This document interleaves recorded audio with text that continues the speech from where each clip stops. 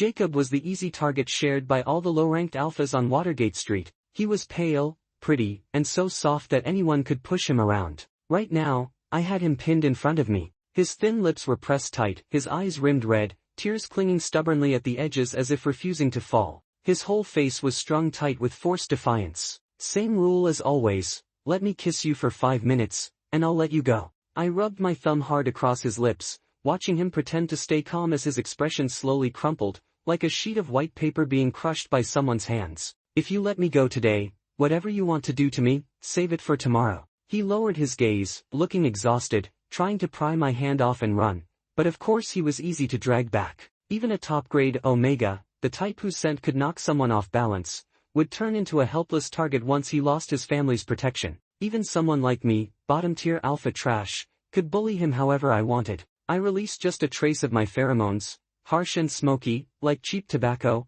and the air immediately thickened. Jacob's body went weak, though he kept fighting with nothing but pure willpower. In the struggle, the collar of his white t-shirt slipped off his shoulder, revealing large patches of bruises, deep purple and harsh against his pale skin. My eyes darkened. I grabbed his jaw and checked the back of his neck for his scent gland. Thankfully, it was still clean and untouched. No wonder he was in such bad shape today. Someone must have messed with him earlier. I had no patience to drag this out anymore. I released a heavier wave of pheromones and pressed my mouth to his throat. My hand brushed over the swollen, overheated gland at his nape, ready to leave a temporary mark. Sensing my intention, Jacob struggled wildly. The tears he'd been stubbornly holding back finally spilled over, streaming down like he couldn't stop them. His voice cracked, broken beyond control. No, please, stop. His emotions slipped out of control, and his heat hit early. His natural scent, cold and floral like gardenia, burst out with full force, almost piercing through my skin.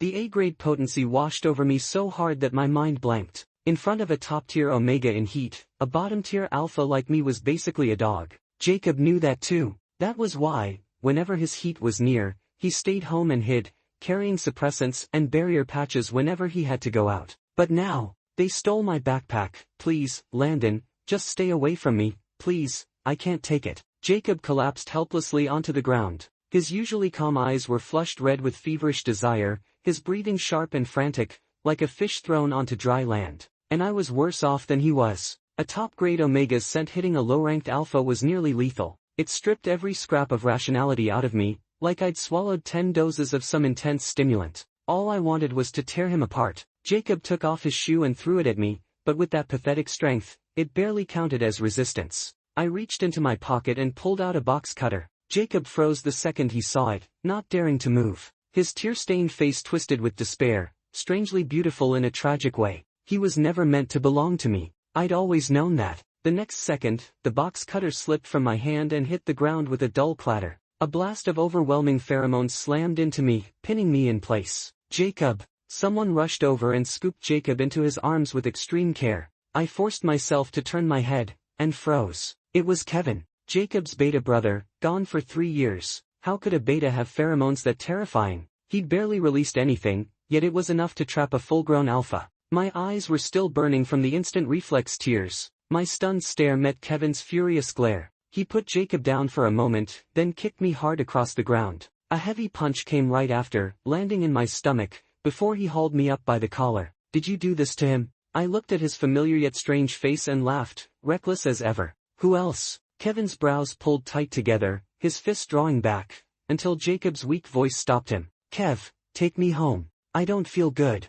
Kevin turned. Jacob's face was flushed unnaturally red, his hands clawing at his clothes in desperation, clearly overwhelmed by the fever tearing through him. I'll come back for you. Kevin scooped Jacob into his arms and carried him away, leaving the threat behind. Honestly, I wasn't scared. I was gutter trash, born to die in some corner no one cared about. One less of me didn't matter. I wiped the blood from my lip and staggered to my feet. 2 waves of high-grade pheromones hitting me back-to-back left my brain foggy, like I'd been concussed. I hadn't even taken 2 steps before I saw a group of blonde punks hiding by the wall. The one in front, Adam, was the local thug leader of Watergate Street. Landon, that guy who ruined your fun, that was Kevin, right? I heard he cut ties with his old man and got dumped in some polar training camp to fend for himself. Why is he suddenly back? How the hell should I know? I snapped. Adam stared at me for a long moment before grinning. We had a deal, remember? If you couldn't get your hands on him this time, he becomes fair game for the rest of us. I've given you plenty of time, man. From now on, you don't get to guard him anymore. Adam was a certified idiot, 24-carat stupid, and the type who only bullied the weak. When Kevin got sent away, Adam immediately set his eyes on Jacob, who now had no protection. And Omega's natural physical disadvantage, and good looks, made Jacob basically a lamb tossed into a wolf den. It had nothing to do with me. I was dirt poor, useless, and just trying to survive. But I happened to walk in on the first time Adam's gang tried to mess with Jacob. The beautiful, trembling Omega had been overdosed with heat-triggering stimulants. His gardenia scent flooded the whole alley. A crowd of low-grade alphas circled him like sewer rats, laughing, ready to tear him apart. In that moment, I remembered the first day I met him on Watergate Street, when he'd given me an apple. Something stupid in me softened, and I told Adam. I claimed him first. I'm not done playing. I had no money, no status, but I had one thing. No fear of death. Back then, when a bunch of guys ganged up on me and broke both my arms, I crawled out at midnight and burned their house down. People remembered that. So when I spoke up, Adam grudgingly backed off and took his gang with him. From then on, everyone assumed Jacob was mine, my exclusive plaything. Even if they wanted to mess with him, they kept it within limits. But I'd claimed him for so long without doing anything real, and those guys were running out of patience. They kept testing me, over and over, annoying the hell out of me. He has nothing to do with me anymore. Do whatever you want. I limped forward, feeling a strange weight lift off my chest. Jacob, he was luckier than me. From now on, he had someone to protect him. 3. When I finally got home, I realized Kevin really hadn't held back. My whole stomach was turning purple. I lifted my shirt to put medicine on myself. Nathan stumbled in, drunk as ever. The moment he saw the bruise on my stomach, he threw the bottle in his hand straight at the floor. All you ever do is fight. Did I tell you to go out and make money? If you're useless, then get out there and sell yourself. I need cash. I ignored him. I'd already gotten used to his rants. I finished applying the medicine, then dragged Nathan to the couch. 2 quick punches later, the whole world went quiet. My body hurt so bad I took 2 days off before going back to class. Jacob didn't show up, and neither did that group of blonde punks. Later, rumors started spreading. One by one, the blonde guys were ambushed, each of them beaten badly. Adam, the leader, even had his gland destroyed. And then I heard that Kevin, the same Kevin who'd been thrown into that polar training camp like discarded trash, had suddenly undergone a second awakening and turned into an S-rank Enigma. His family immediately took him back. The neglected illegitimate son became an heir overnight. The revenge attacks must have been his doing. And naturally, the one truly responsible, me, was saved for last. He wanted me uneasy, wanted me constantly living in fear. Way too dramatic. I ate when I should, slept when I should, studied hard, worked out. Life went on. A week later, after school, I finally ran into Kevin in the alley where I used to corner Jacob.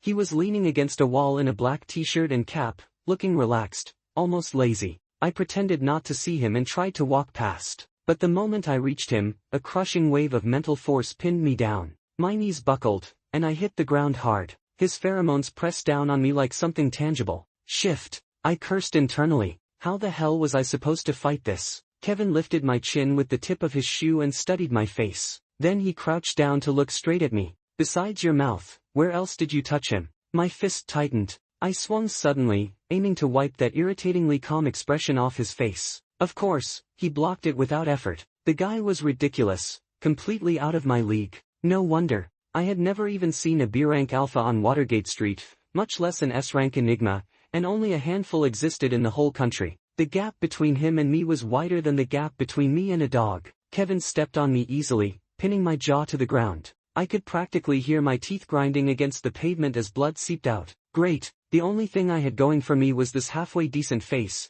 and now even that was in danger. I'll ask again, where did you touch him? He leaned closer. Looking at his storm-dark expression, a wicked idea suddenly came to me. I lifted a shaky hand, touched his face, slid it downward, then suddenly grabbed onto him and buried myself in his chest, inhaling that sharp, overwhelming Enigma scent with deliberate exaggeration. You smell amazing, better than your brother. I won't kiss him anymore, how about I kiss you instead? He snapped. He twisted my wandering hand back, bending it the wrong way. Ah! It hurt so much I instantly regretted running my mouth. Tears flooded my vision as my body curled up involuntarily from the pain. Kevin grabbed my head like I was nothing more than a cracked melon, fury building in his eyes. You like forcing things, don't you? Fine. I'll play along. He gripped my lips hard, his voice icy. That mouth of yours is too stubborn. I don't like it. How should I soften it? 4. I actually laughed when I heard that. So that was all he had? I was just an E-rank alpha. Like I'd be afraid of something like this? Besides, Kevin wasn't as fragile looking as Jacob. He had a harder, sharper beauty. He could easily be the star of any club. I wasn't even at a disadvantage. So I leaned in recklessly, aiming for his lips, only to be shoved back by a hand gripping my throat. Seriously? I chuckled. Didn't you want a kiss? Why back out now? Kevin grabbed my cheeks and shook my head lightly, like teasing a dog, then yanked me downward. Not there. I looked at the black athletic pants in front of me, and my smile vanished instantly. This bastard. Kevin savored the way I froze, a smirk tugging at his lips. What? Not laughing anymore? I didn't even have the strength to retort. I bolted, but before I reached the corner, another wave of his pheromones dragged me back down. I fell hard onto the ground as his footsteps approached. There are people around. You'd better hurry. His hand pressed my head down, not forcefully, but in a way that allowed no refusal. Rage knotted tightly inside me, and for a moment I really considered choosing the nuclear option and going down together. Kevin must have read my mind. I know you're not afraid of dying, but I have endless ways to make you live painfully. Be smart. You can't afford to gamble. He was right. I couldn't. Faced with someone like him, bottom feeders like me only existed to be stepped on, but I still refused to accept it. I lifted my eyes and met his gaze, insisting, I didn't betray Jacob. Even without me, others would have hurt him. I know. Unexpectedly, Kevin didn't deny it. He accepted it instantly. But my brother was hurt. Someone has to answer for that. Landon, don't pretend what you did was protection. Sometimes being useless is a crime. My eyes widened. So that credit, I thought I had meant nothing. He only cared about Jacob. Jacob had suffered, and Kevin intended to make someone pay me. My thoughts, my intentions, none of it mattered. Weakness had been my original sin since the day I failed my first awakening. Kevin gripped my chin tighter. I let out a hollow laugh of pure hopelessness. 5. Kevin, what are you doing? Jacob's voice came from far down the alley. The pressure holding me to the ground vanished immediately. Kevin shot me a warning look, then stood up and walked toward his brother. This is the guy who kept bullying you, right? I'm just giving him a little lesson. Don't worry, no one will dare touch you again. He wanted to take Jacob away, wanted to shield him so completely he wouldn't see even a shred of ugliness. This audio is originally produced by the YouTube channel, Omegaverse Tales Studio. Please credit when sharing. But Jacob insisted on walking up to me. His face was expressionless as he looked at the wreck I'd become. How did you teach him? He turned to Kevin, voice steady. The terrifying devil I'd seen moments ago deflated instantly, shrinking down like a scolded kid. After struggling for a long moment, he squeezed out 2 words. Verbal warning. Jacob crouched down, lifted my limp hand. I hissed from the pain. Give him to me, Jacob said. Didn't you say you were helping me? Then let him stay with me. He'll follow my orders. No. Kevin rejected it instantly. He's still an alpha. You shouldn't be around someone like him. But you're here, aren't you? You'll protect me, won't you, Kevin? Jacob softened his voice, eyes wide and gentle like a startled deer. And Kevin gave in, just like that. What devotion. Turns out I was just a prop in their siblings playing savior drama. I'm not going. I'm going back to my own place. I spoke up at the perfect moment, just in case they really forgot I was alive. You'll do whatever my brother tells you. Take care of him until he's satisfied. Kevin grabbed my arm roughly, leaned close to my ear, and added, and don't upset him. We're not done. He was absolutely insane. The kind of insane who could crush me between 2 fingers. I wasn't afraid of death, but there were plenty of other things I feared, so I kept my mouth shut. Worst case, I'd hang myself. With that comforting thought, I followed them home. Their place turned out to be huge, a repurposed factory. I'd heard gossip before. The 2 of them were Evan's illegitimate sons. They'd lived with their Omega father until he exposed the scandal to the media, forcing Evan to take the boys back for the sake of the family's reputation. Not long after, their father passed away. The brothers were exiled here, discarded heirs set aside in a forgotten place. Makes sense their bond was so strong. 2 abandoned kids against the world. But what I didn't understand was how Kevin, who'd supposedly been just an ordinary beta, had undergone a second awakening and become an S-rank Enigma. The odds of that were lower than lightning striking twice in the same spot. Honestly, I kind of wanted to try my luck too. When we got home, Kevin put me in a storage room at the end of the hallway. It was a mess, and a dusty wireframe cot sat crooked in the corner. I didn't say a word. I just collapsed onto it and played dead. My hands hurt like hell, and Kevin had disgusted me so badly earlier that I didn't even have the strength to wipe the blood off my face. My head spun. At some point, I must have blacked out from the pain. I woke again in the middle of the night, startled by the heat radiating off my entire body. "Don't move. You've got a high fever." Jacob's voice cut through the silence and scared the life out of me. "What are you doing here? Making sure you don't drop dead without warning." His words were harsh, but his touch was gentle. Both my hands were wrapped neatly in layer after layer of bandages, and the wounds on my face had been cleaned. Under the faint light, Jacob's profile glowed softly, so beautiful it hurt to look at him. What alpha hadn't fantasized about a top-tier Omega like him? Someone like me, with my background and rank, didn't even deserve to stand near him. He only fell into the mud occasionally. I was born in it. "Do you hate me?" I heard myself ask. Jacob's hands paused, but he didn't answer. Maybe it was the injury, maybe the fever, but suddenly the air filled with the scent of gardenia, rich and unmistakable. His scent, and it grew stronger and stronger. I tried to hold myself together, but it felt like a virus was burning through my system, replacing every thought with static and color. Jacob didn't even notice. He kept cooling my forehead with focused care. Guilt slammed into me so hard it hurt. My cheap, unstable pheromones reacted violently, spilling out before I could stop them. Jacob frowned, and the next second, he slumped weakly into my arms. I grabbed his face and kissed him roughly, losing control for a moment, even tugging at his clothes. Jacob gasped, startled, his foggy eyes widening in panic, just like all those times before. I couldn't stop. An E-grade alpha's self-control was basically non-existent. Even with pain exploding through me and my gland burning like red-hot iron, I couldn't let go of Jacob's trembling mouth. But then, after enduring 2 high-grade pheromone shocks in one day, after the physical injuries, after the fever wrecking my stability, my gland just shut down. Even for an E-grade, it was embarrassingly pathetic. Thankfully, I passed out cold. At least I didn't have to face the shattered remains of my pride. Right before blacking out, I thought I saw a flicker of disappointment on Jacob's face. Probably just a fever dream. I woke the next morning to Kevin kicking the door open. He had to be insane. It was 6 in the morning, and he was dragging me up to make breakfast, specifically insisting on freshly cooked congee with shredded chicken and preserved egg. The chickens weren't even awake. At that point, I was ready to hang myself. We E-grade alphas could tolerate humiliation, but slavery was another matter. I'd rather. 30,000 a month. Take it or leave it. That's what you're worth. Do you want scallions and cilantro in it? I never expected being forced back to be someone's servant would actually come with a salary. My anger at Kevin instantly dropped by half. I'd never seen that much money in my life. I used to think he was a beast. Now he was a well-dressed beast. I dutifully cooked the congee, convinced it was a masterpiece. Kevin ate 2 bites like a heartless bastard, but Jacob, at least, finished a good amount.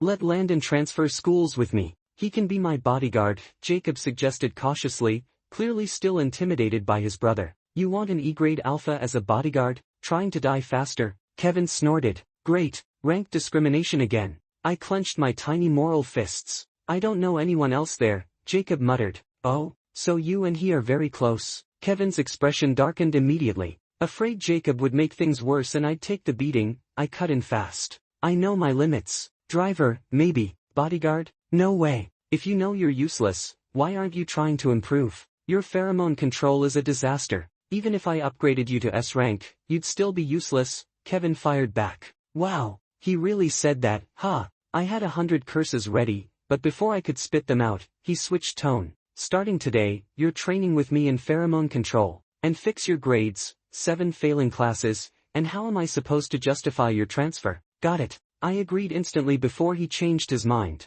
Yes, I was that flexible. Kevin really was someone who had redifferentiated into an S-rank Enigma. No wonder he survived a training camp with a 20% fatality rate. The guy was genuinely terrifying. Every day, he nearly worked me to death. Training, chores, cleaning, laundry, dishes. I was basically a tiny household robot. Thankfully, Jacob was much kinder and helped me whenever he could. 3 months later, Kevin finally allowed me to transfer to Jacob's school as Jacob's personal bodyguard. To compensate for the rank difference, he even gave me a synthetic high-grade pheromone supplement. But the day before the transfer, Kevin deliberately sent Jacob out and locked me in his room. There's one last task. Otherwise, I can't trust you with Jacob. A bad feeling crawled up my spine. I covered the gland at my nape and backed away. What do you mean? I whispered. You already know, don't you? Kevin advanced, one slow step at a time, like a lone wolf savoring his prey. His S-rank Enigma pheromones crashed over me, powerful and suffocating.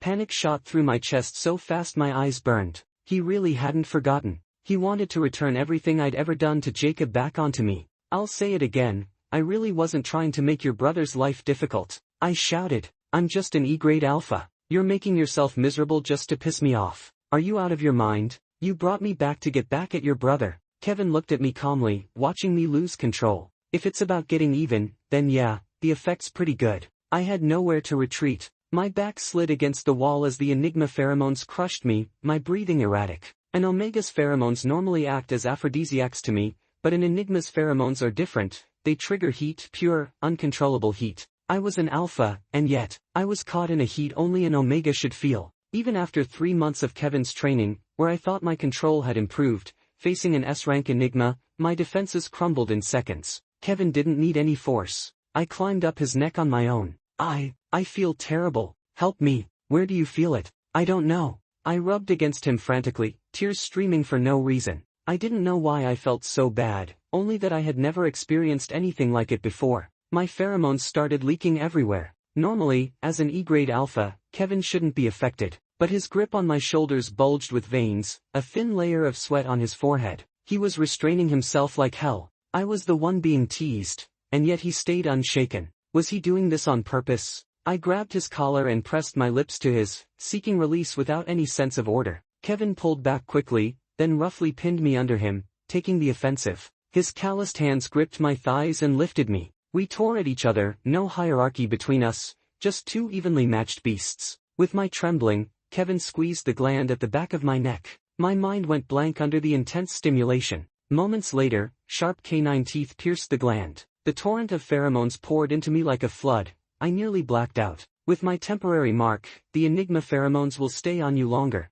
No one at school will dare bully you, and you won't enter a sensitive period for now, Kevin whispered near my ear. I didn't care that much. Before, I'd resisted being marked out of fear of the unknown. Now, having felt it, damn, it was kind of incredible. If you can't fight it, just enjoy it. An E-grade alpha learns that lesson early. After Kevin's temporary mark, he finally allowed me to transfer to Jacob's school as his personal companion and bodyguard. Jacob attended the top school in the city, Nanxing First High. The campus was massive. You had to take a bus to reach the classrooms. Even the cafeteria outshone the fanciest hotels on Watergate Street. I never imagined sitting in a Nanxing First classroom could feel this good, better than anything else. To do justice to this, I now treated Jacob like fragile porcelain, careful not to break him. I even accompanied him to the bathroom. But I quickly realized I was overthinking. This wasn't Watergate Street. No Adam, no thugs, no ubiquitous bullying or stinking pheromones. All the synthetic high-grade pheromones, sedatives, and inhibitors Kevin had given me sat on my desk and used.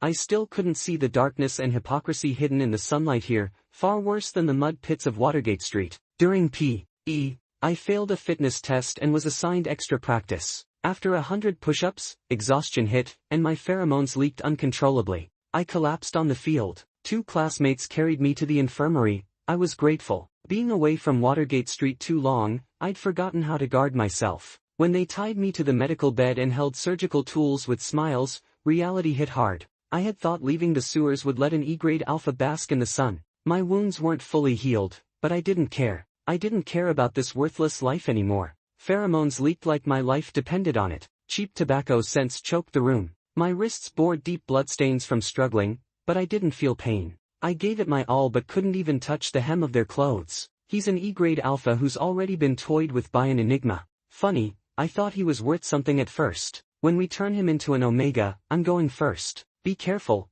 don't kill him before we even start. No anesthetic left. Knock him out first. I heard my gland being cut. Blood sprayed down my neck, the pain nearly suffocating me. Around me, high-ranked individuals laughed, just like the mob that had trapped me when I first met Jacob. This time, though, no weak-hearted savior came to rescue me. The place where my gland had been seemed empty, yet a strange energy coursed through my body, consolidating into a knot. Second differentiation. And then, someone came to save me. Landon. Landon would save me. 1,000 times over. Second differentiation is actually an extremely dangerous process, usually triggered only when life reaches its absolute limit. At the very start, pheromone energy temporarily peaks. If it's not controlled properly, the destruction can be catastrophic. These scumbags clearly didn't expect such a low-probability event and panicked instantly. After all, they all valued their lives. No one wanted to be cannon fodder, each scrambling to throw others under the bus first. I had no idea what I had differentiated into.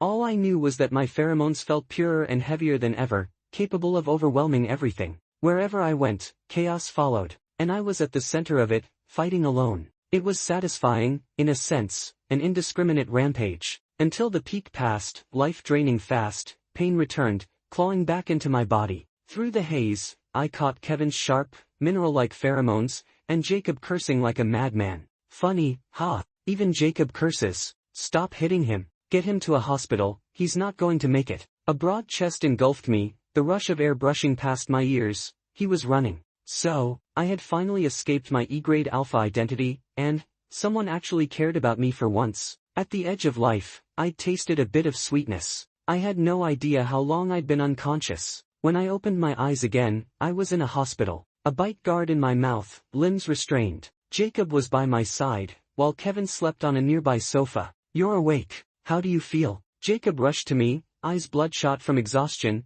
filled with worry and care. But I had only one question. What did I differentiate into? Jacob looked a little disappointed at my question, his expression briefly unnatural. I stared at him unblinking, my mind spinning with 1,000 guesses, insisting on the final answer. Well, it couldn't be worse, right? S-rank alpha. You differentiated into an S-grade alpha, Kevin said, suddenly awake, answering for him. The answer exceeded even my expectations. In my lifetime, I had finally reached the ultimate plot twist. Emotion surged like a storm, and an alarm blared in the hospital. Kevin strode over, scolding me. Why are you excited? You may have differentiated into an S-rank alpha, but because you didn't receive proper medical support, your body is severely damaged. You could become the first S-rank alpha permanently disabled. You're listening to Omegaverse Tales Studio, a YouTube channel dedicated to captivating short stories. Let's continue. I quickly flattened myself against the bed. Hell no, I wasn't risking my life again. Jacob slid closer, calm and reassuring.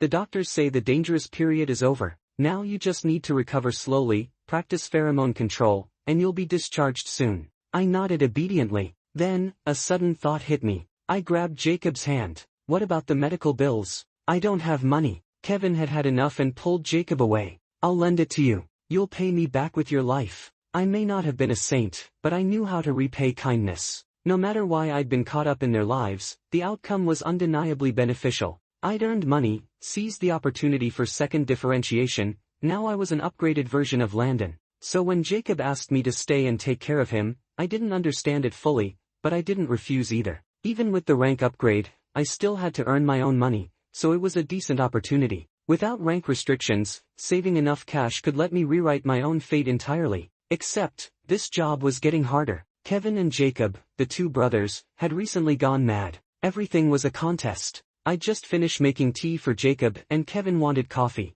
Air conditioner. One wanted 18 degrees Celsius, the other 28 degrees Celsius. Cooking. One wanted spice, the other none. I had one paycheck and two masters, my brain ached. At this rate, I might as well go back to Watergate Street to scavenge. At least no one would wake me at midnight to fix their cracked heels. After half a month of this miserable work, Nathan called again, asking for money. I was about to hang up when he suddenly started crying on the phone. Landon, I'm sorry, but I'm dying. This is really the last time I borrow money. I just want to buy myself a burial plot, just a place for my ashes. Can you lend me some? I laughed in anger through the phone. Nathan, are you serious? My mom doesn't even have a burial plot. She's buried behind the house in the little flower bed. And you dare ask me? I hung up, still trembling with fury on the couch. Nathan had never cared for anyone, yet lived so carefree. In his youth, he had my mom, the ultimate romantic fool, working herself to death for him, giving birth to me, forcing me to labor for him too. Even on her deathbed, my mom grabbed my hand and made me promise to care for him no matter what. But how could I not hate him? Everyone deserves a father and mother. Why was I left with only one? Why did his collapse mean I had to suffer? Even my first differentiation at 12 had failed because no guardian was there. High fever untreated, differentiation damaged. Hospitals saved my life, but I was only an E-grade alpha. I was born on hard mode. Countless times I cursed him, wishing he had just died. But now he says he's dying, and I can't completely ignore it. That night, I didn't feel like cooking. I ordered a bunch of takeout and drank alone in my small room. Jacob came knocking again, like a shadow, but fortunately his brother pulled him away. I drank until I was dizzy, trying to sleep, yet I was too alert. At 2 in the morning, I heard the sound of a key in the door. By now, I wasn't surprised. Jacob had the stealth habits of a thief in a past life, always sneaking around at night. But this time, I guessed wrong. The one who came in was Kevin. I heard your call earlier. Do you need help? Ha! How would you help? I can advance your paycheck, any amount you want. I can also help you contact a suitable hospital. I stayed quiet. My mind was a mess. I didn't even know whether I needed to treat Nathan or just prepare for his death. To avoid a dead-end conversation, I awkwardly changed the topic. You said before you wanted revenge on me. What's this now? Falling for me after spending every day together? Your mouth hasn't changed, huh? Never learned from losses? Ha ha ha ha. I laughed, drunk and rambling. I actually like you. You're the first person I know who made a true comeback. And damn, you look good too. What's it like being an Enigma? Do Enigmas usually like alphas or omegas? When you became an Enigma, you treated me badly. Back when you were beta, I brought you meals. Have you forgotten? How can you bully me like that? Wah! I cried like my heart would break, genuinely upset. That time he pinned my head and forced me, even though it ended without consequences, it had left a deep shadow on my fragile heart.